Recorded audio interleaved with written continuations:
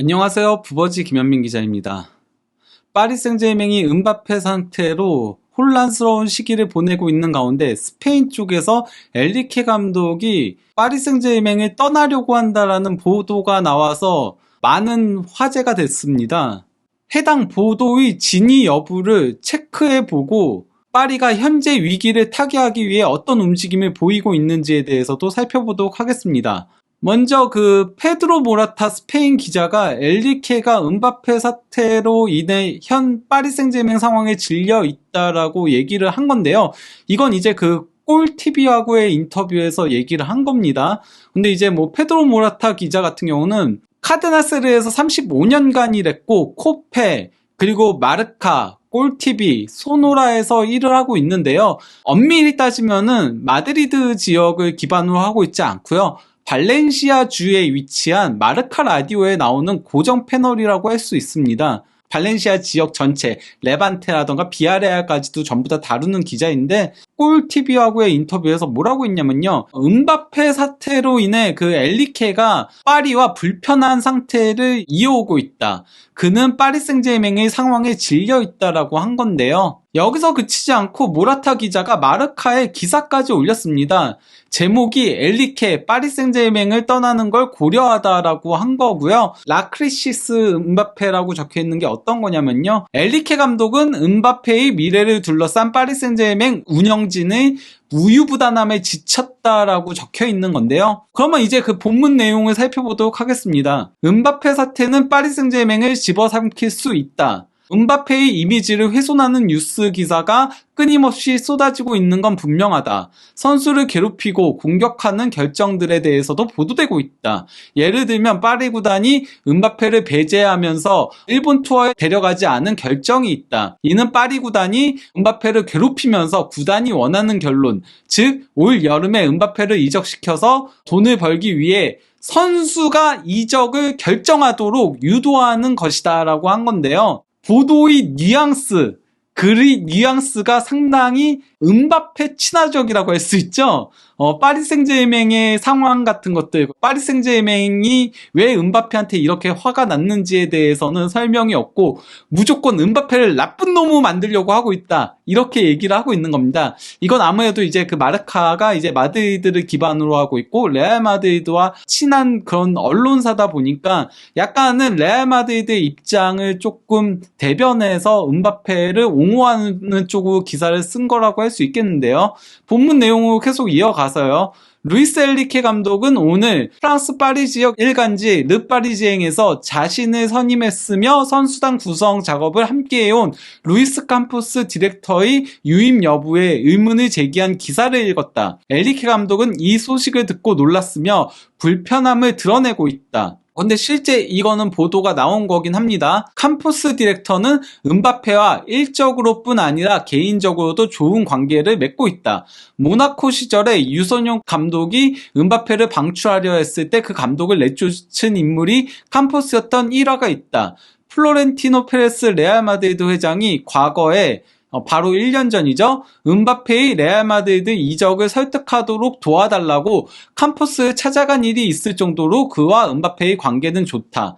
참고로 캄포스 디렉터 같은 경우는 실제 무리뉴 감독 시절에 레알 마드리드에서 스카우트로 일을 하면서 페레스 회장과 친분을 가지고 있긴 하죠.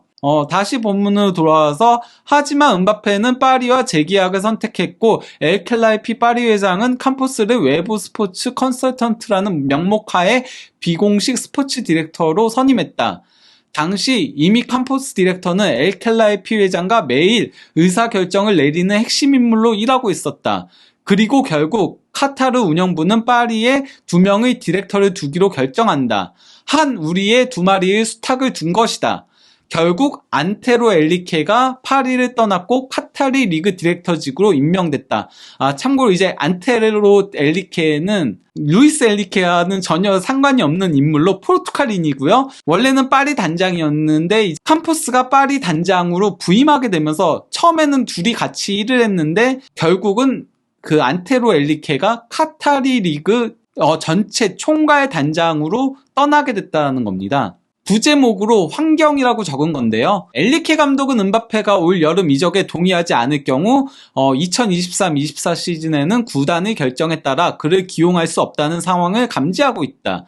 하지만 현실은 이러한 결정이 스포츠적으로는 자살행위가 될 수 있다는 생각을 갖고 있다. 자존심에 상처를 입은 카타르 운영부가 결국 전 세계적으로 영향을 미칠 결정을 내리게 될지는 아직 더 지켜봐야 한다. 조롱을 받거나 아니면 카타르가 흔들리지 않는다는 걸 보여주려다 이미지가 훼손되는 큰 대가를 치르게 될 수 있다. 하지만 엔리케 감독은 이미 일본 투어에서 돌아온 이후 하나의 가능성을 암시했다. 엔리케 감독의 오른팔격인 코치 라펠 폴이 개인적인 이유로 파리에서 계속 일하지 못하게 될 가능성을 고려하고 있다. 결국 음바페 사태 그리고 캄포스 디렉터의 이탈 가능성이 사실이라면 엔리케 감독이 그 다음으로 파리를 떠날 수 있는 사람이 될 수 있다는 것이다.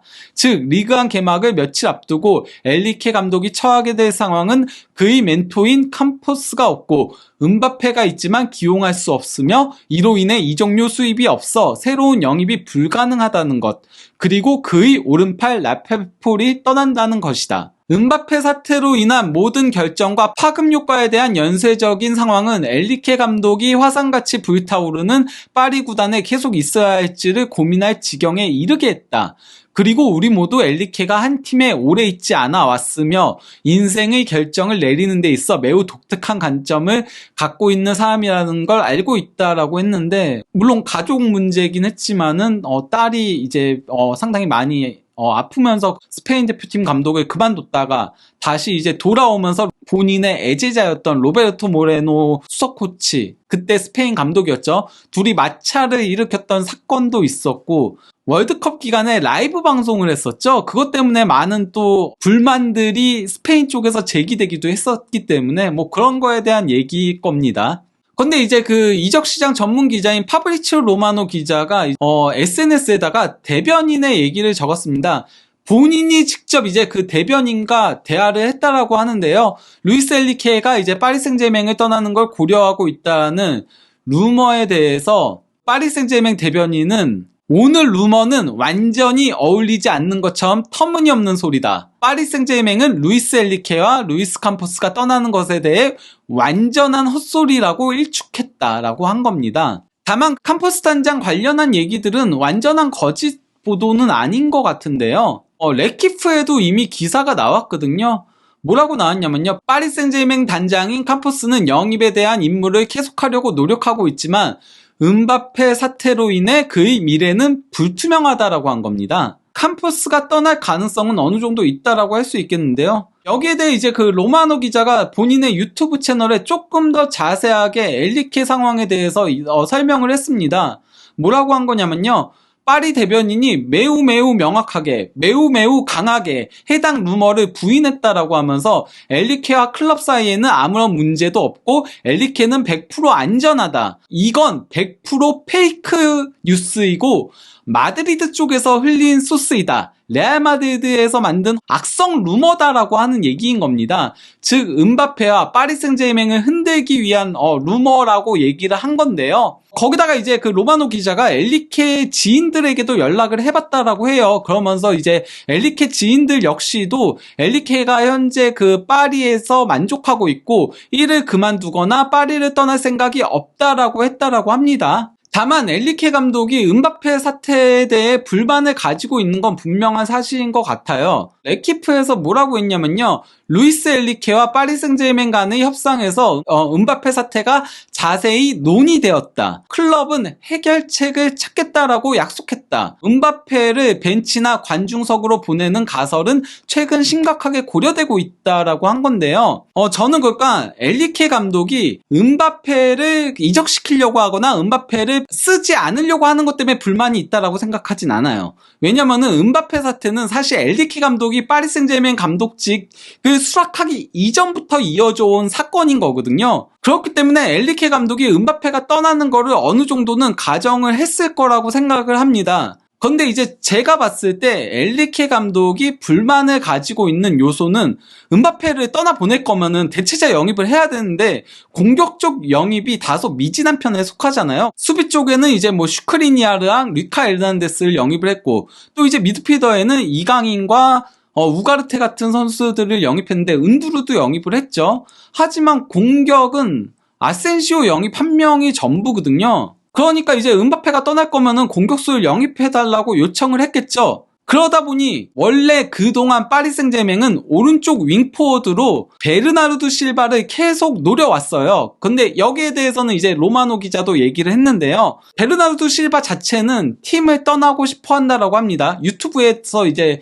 같은 LDK 유튜브 내용에 이제 그 다음 얘기가 베실바 관련된 얘기인 거거든요. 베실바는 떠나고 싶어 하지만은 맨체스터 시티가 대체자를 영입하지 않는 이상 논의조차 하지 않고 있다라고 해요. 그러면서 베실바는 바르셀로나를 가장 선호하고 있다라고 그렇게 얘기를 한 건데 결국 베실바 영입이 계속 난항을 겪고 있으니까 급하게 덴벨레를 영입한 거라고 보이고요. 또 이제 그 음바페 떠나는 거를 고려해가지고 하무스 영입 이것도 이제 사실상 확정인 거죠. 그래서 이제 레키프에서는 파리가 가속 페달을 밟았다. 덴벨레와 하무스 영입 이렇게 딱 메인 표지로 올린 거죠. 여기서 그치지 않고요. 파리는 프랑크푸르트 간판 공격수인 콜로무아니 영입도 추진 중에 있습니다. 여기에 더해 리옹의 유망주 멀티 공격수인 바르콜라도 영입을 추진 중에 있는데요. 이게 그 풋메르카토 기자인 산티아오나가 올린 내용인 건데 어떤 거냐면요. 파리 생제맹은 하무스를 영입하기로 벤피카와 원칙적으로 합의했다. 보너스 포함 약 8천만 유로 이적료. 마지막 세부 사항만 남아있다라고 하면서 5년 계약이고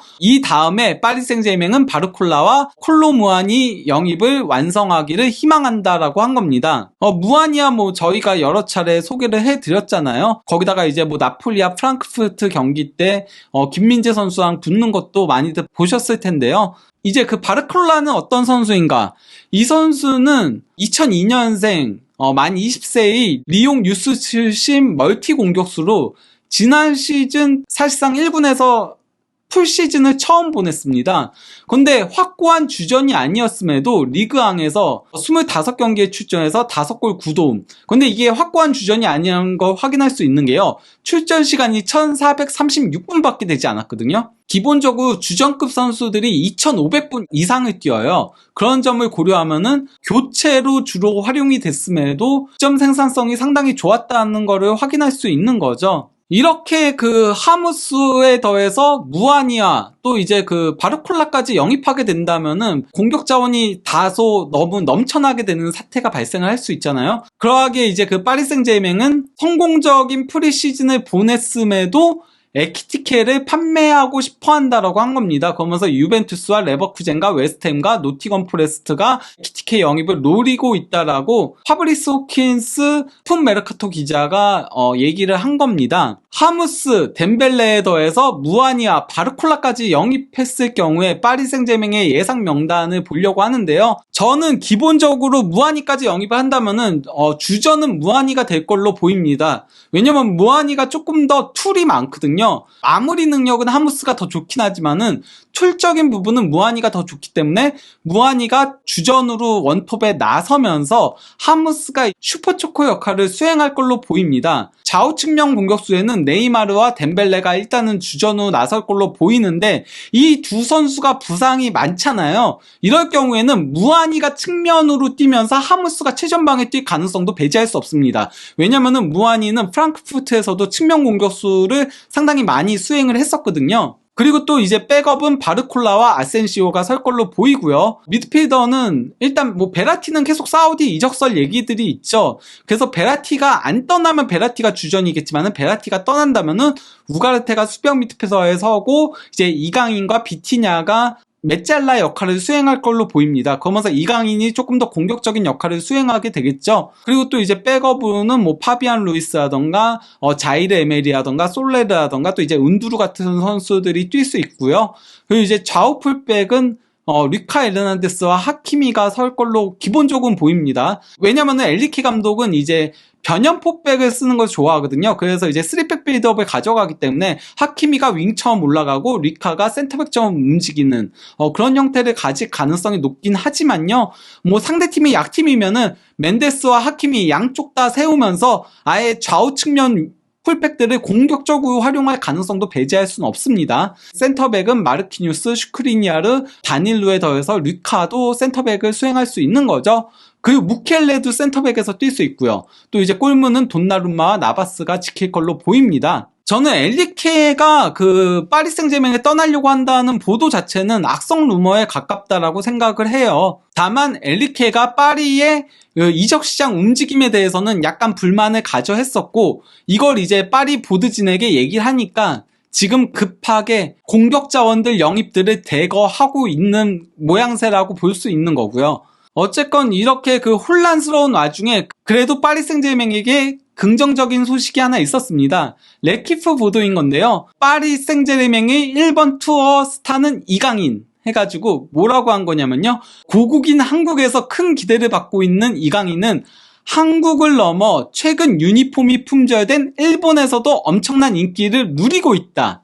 즉 이강인이 아시아 마케팅에 있어서 굉장히 중요한 역할을 하고 있다라는 얘기인 거죠. 물론 전북 아구의 경기에서는 부상 여파로 인해 움직임이 무거워 보이긴 했지만은 르 아브르하고의 평가전에서도 상당히 좋은 모습을 보여주면서 기대감을 높여줬잖아요. 그렇기 때문에 지금 파리 생제르맹 구단 쪽에서도 최근에 네이마르랑 이강인을 팀의 간판 얼굴로 계속 내세우고 있는 모양새입니다. 과연 파리 생제르맹이 시즌 개막까지 9일밖에 남지 않았는데 본인들이 원하는 대로 선수들을 보강하면서 성공적인 시즌을 보낼 수 있을지 한준TV에서 추가 보도들이 있으면 전달해 드리도록 하겠습니다. 감사합니다.